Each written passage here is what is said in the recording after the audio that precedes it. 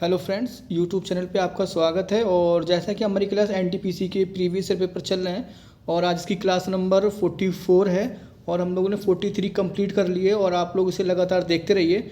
जैसा कि अब एग्ज़ाम बहुत जल्द ही है, सबसे पहले ग्रेजुएट लेवल का ही होगा और उसका लेवल भी काफ़ी अच्छा होने वाला है।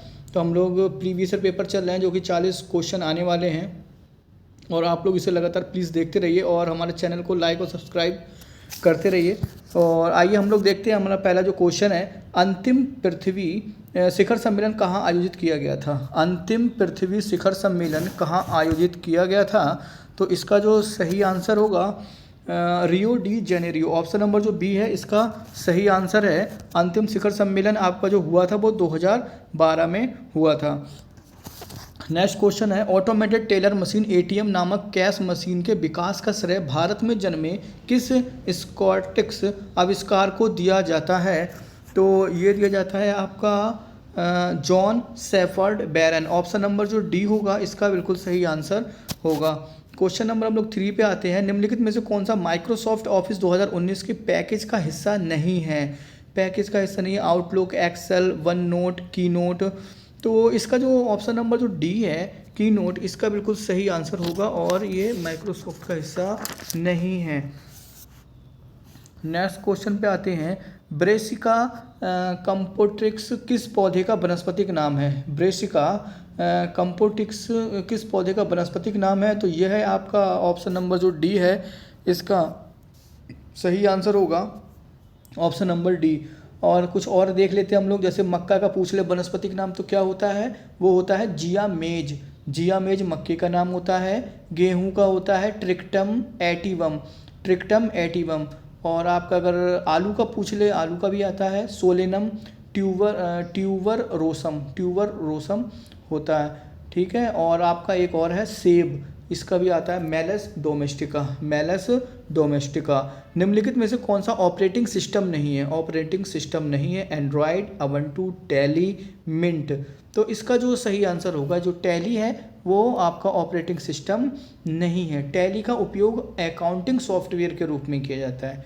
ठीक है, तो और माइक्रोसॉफ्ट जो कुछ ऑपरेटिंग सिस्टम है उसके कुछ मैं एग्जांपल बता रहा हूँ आपको।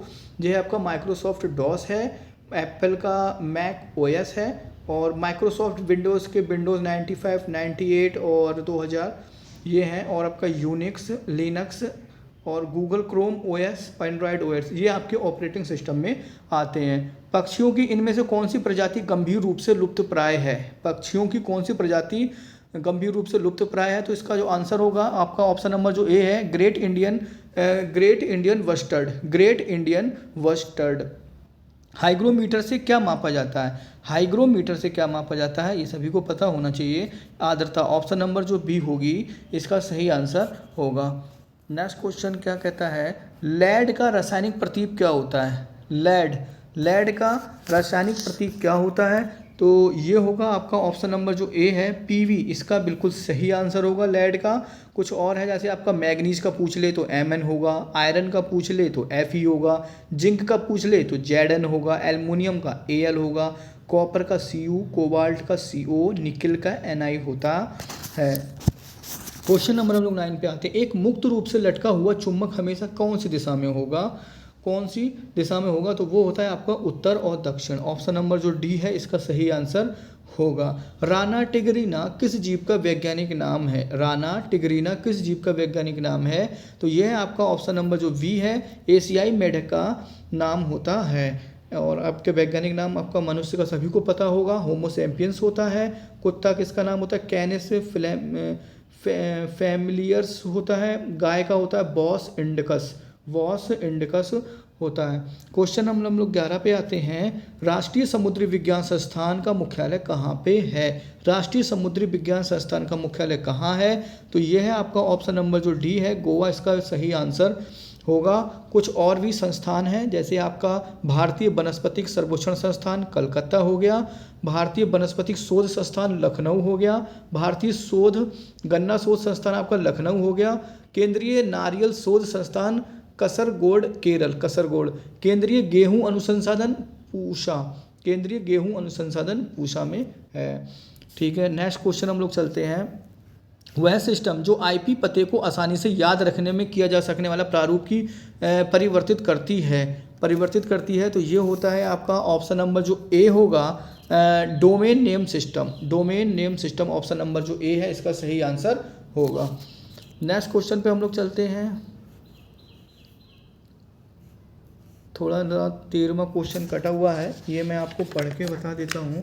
क्वेश्चन नंबर 13 क्या कहता है, डीआरडीओ द्वारा निर्मित इनमें से कौन सी मिसाइल हवा से हवा में मार करने में सक्षम मिसाइल है? तो ये है आपकी अस्त्र। ऑप्शन नंबर जो इसमें डी दे रखा है आपको ना, ये बिल्कुल सही आंसर होगा।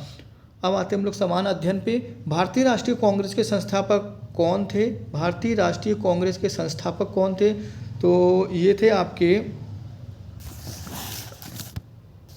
भारतीय राष्ट्रीय कांग्रेस के संस्थापक के अध्यक्ष कौन थे? तो ये थे आपके व्योमेश चंद्र बनर्जी। ऑप्शन नंबर जो डी है इसका सही आंसर है। निम्नलिखित में से कौन सी क्रांतिकारी पत्रिका विदेशी में प्रकाशित हुई थी?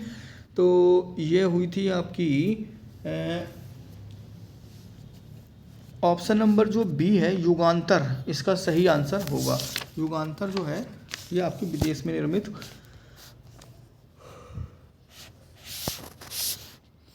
नेक्स्ट क्वेश्चन क्या कह रहा है हमारा, बुलंद दरवाज़ा किस शहर में स्थित है? बुलंद दरवाज़ा किस शहर में स्थित है?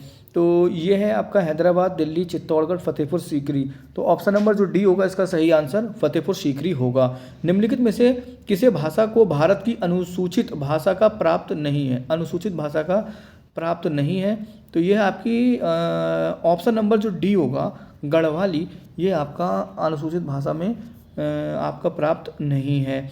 निम्नलिखित में से कौन सा आश्रम महात्मा गांधी द्वारा स्थापित किया गया था? महात्मा गांधी द्वारा स्थापित किया गया था, तो ये था आपका पवनार।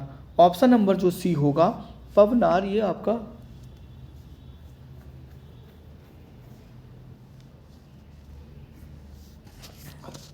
क्वेश्चन में थोड़ा सा मिटा हुआ है।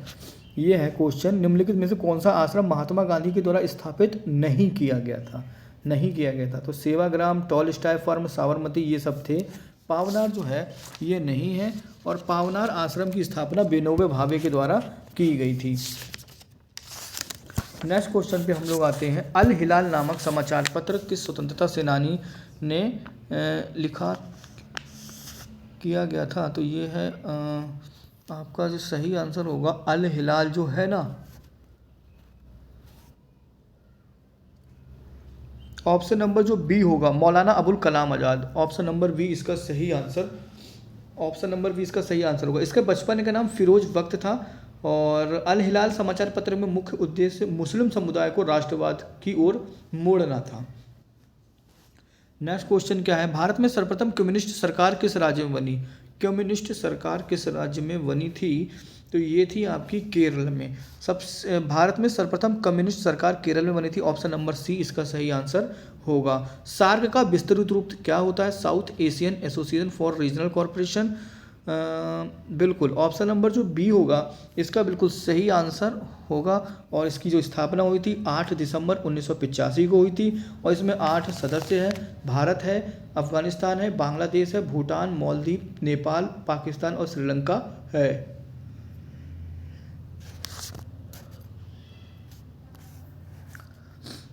Export import bank of India की स्थापना कब की गई थी? Export import bank of India की स्थापना कब की गई थी?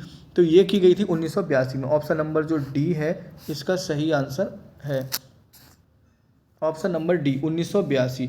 प्रख्यात नृत्यांगना प्रतिभा प्रहलाद किस शास्त्रीय नृत्य से संबंधित है? प्रख्यात नृत्यांगना प्रतिभा प्रहलाद किस शास्त्रीय नृत्य से शैली से संबंधित है? ऑप्शन नंबर जो ए है भरतनाट्यम इसके संबंधित है। Option number A. और भारत में जो है 8 शास्त्रीय नृत्य हैं। भारत का प्राचीन शास्त्रीय नृत्य भरतनाट्यम है। निम्नलिखित में से कौन सा क्रांतिकारी संगठन अनुशीलन समिति से संबंधित नहीं है? अनुशीलन समिति से संबंधित नहीं है, तो ये आपके होंगे राजेंद्र लाहाड़ी जो हैं। ऑप्शन नंबर ए, ये संबंधित नहीं है। राजेंद्र अनुशीलन समिति से संबंधित नहीं है। परेंद्र कुमार घोष, ज्ञानेंद्र नाथ बसु, जतीन्द्र नाथ बनर्जी। राजेंद्र लाहाड़ी जो है ना, ये काकोरी लूट से संबंधित हैं। अनुशीलन समिति पूर्वी भारत में प्रारंभिक समय में सबसे महत्वपूर्ण क्रांतिकारी गठन था पूर्वी भारत में, ठीक है। और वीडी सावरकर द्वारा मित्र मेला की स्थापना किया गया था, वीडी सावरकर के द्वारा। हम लोग आते हैं क्वेश्चन नंबर 25। भारतीय रिजर्व बैंक का मुख्यालय कहाँ पर स्थित है? तो ये सभी को पता, मुंबई, ऑप्शन नंबर सी है। और जो इसका जो एक्ट था आरबीआई एक्ट 1934 में लाया गया और 1935 में इसकी स्थापना हुई। एक केंद्रीय बैंक है, इंडियन बैंक की स्थापना चेन्नई में की गई, इंडियन बैंक की, ठीक है। निम्नलिखित में से कौन सी योजना वर्ष 2006 में शुरू की गई थी? 2006 में प्रधानमंत्री मुद्रा योजना, प्रधानमंत्री जन धन योजना, प्रधानमंत्री गांधी राष्ट्रीय ग्रामीण रोजगार गारंटी योजना, प्रधानमंत्री जीवन ज्योति बीमा योजना। तो इसका जो सही आंसर होगा आपका महात्मा गांधी द्वारा राष्ट्रीय ग्रामीण रोजगार गारंटी अधिनियम, ये 2006 में चालू किया गया था। ऑप्शन नंबर जो सी होगा इसका सही आंसर होगा। प्रधानमंत्री मुद्रा योजना 2 अक्टूबर 2015 को लागू किया गया, मुद्रा योजना। प्रधानमंत्री जीवन ज्योति बीमा योजना 2015 में लागू हुई। प्रधानमंत्री जन धन योजना 28 अगस्त 2014 को प्रारंभ हुई, ठीक है। और नेक्स्ट क्वेश्चन पे आते हैं हम लोग। मुद्रा राक्षस नाटक किसने लिखा है? मुद्रा राक्षस लिखा है आपका विशाख दत्त ने। ऑप्शन नंबर जो बी होगा इसका सही आंसर होगा। मुद्रा राक्षस नाटक में नंद वंश के पतन और मौर्य वंश की स्थापना की गई है। मुद्रा राक्षस में किसकी लिखी गई है? नंद वंश का पतन और मौर्य वंश की स्थापना। इस नाटक में चंद्रगुप्त मौर्य और घनानंद का उल्लेख मिलता है। नेक्स्ट क्वेश्चन क्या है? भारत में इनमें से कौन सी नदी पूरब से पश्चिम की ओर बहती है? पूरब से पश्चिम की ओर बहती है, तो ये है आपका नर्मदा नदी जो है। ऑप्शन नंबर जो सी होगा इसका सही आंसर होगा। नर्मदा नदी पूरब से पश्चिम की ओर बहती है, ठीक है। नर्मदा नदी अब कहाँ? नर्मदा नदी अमरकंटक की पहाड़ी से निकलती है। नर्मदा नदी को मध्य प्रदेश की जीवन रेखा कहते हैं। ताप्ती नदी और नर्मदा नदी मुहाने पर डेल्टा का निर्माण नहीं करती, ये एस्चुरी बनाती हैं, ठीक है। नेक्स्ट क्वेश्चन क्या है? 2016 में बनी ग्रेट ब्रिटेन की द्वितीय महिला प्रधानमंत्री कौन थी? तो ये थी आपकी ऑप्शन नंबर जो बी थी, थेरेसा, ये बनी थी, थेरेसा। भारत के मुख्य चुनाव आयुक्त कौन था? भारत के प्रथम मुख्य चुनाव आयुक्त कौन थे? ये पता होना चाहिए सभी को, Sukumar Sen. Option number A सही आंसर है। यूनाइटेड किंगडम के यूरोपीय संघ से निकलने की घटना को सामान्यतः किस नाम से जाना जाता है? तो इसमें आपको जाना जाता है ब्रेक्जिट। 31वें का बी, ऑप्शन नंबर बी जो है इसका सही आंसर होगा ब्रेक्जिट। नेक्स्ट क्वेश्चन पे क्या है आपका? कौन सी नदी लंदन से होकर बहती है? London, Thames. ऑप्शन नंबर जो हाँ बिल्कुल सही है, टेम्स जो होगा इसका सही आंसर होगा। और लंदन और देख लेते हैं हम लोग। जैसे आपका हडसन नदी पूछ ले तो न्यूयॉर्क नदी हो गई। पोटोमैक नदी जो है वो वंशीगंटन डीसी बसा हुआ पोटोमैक पे। मोस्कोवा पे मास्को नदी है। और राइन जो है वो कोलोन नदी पर है, स्प्री। और वोल्गा जो हो गया मॉन्ट्रियल, वोल्गा जो नदी है मॉन्ट्रियल पे बसा है। सेंट लॉरेन रोम नदी पर बसा है, ठीक है। क्वेश्चन नंबर 33, निम्नलिखित में से कौन सी ज्वालामुखी नहीं है? कौन सी ज्वालामुखी नहीं है? तो मोंट ब्लैक, ऑप्शन नंबर जो बी है इसका सही आंसर होगा। मोंट ब्लैक इसका सही आंसर होगा। और माउंट सिनबेग जो है इंडोनेशिया हो गया, माउंट सिनबेग। और माउंट रांग इंडोनेशिया हो गया, ज्वालामुखी के ये नाम है। और आपका एक और है विल्लारिका जो है देश का नाम है चिली, विल्लारिका चिली में है। नेक्स्ट क्वेश्चन है, यूरोप का व्यस्तम समुद्र बंदरगाह कौन सा है? समुद्र बंदरगाह यूरोप का, तो ये है आपका रॉटरडम। ऑप्शन नंबर जो सी होगा इसका बिल्कुल सही आंसर होगा, रॉटरडम होगा। विश्व का व्यस्तम समुद्री मार्ग उत्तरी अटलांटिक जल मार्ग है। राइन नदी विश्व की सबसे व्यस्त नदी व्यापार है। विश्व में सबसे व्यस्तम नहर जो अगर पूछा जाए तो वो सुएज नहर है। सुएज नहर लाल सागर और भूमध्य सागर को जोड़ती है।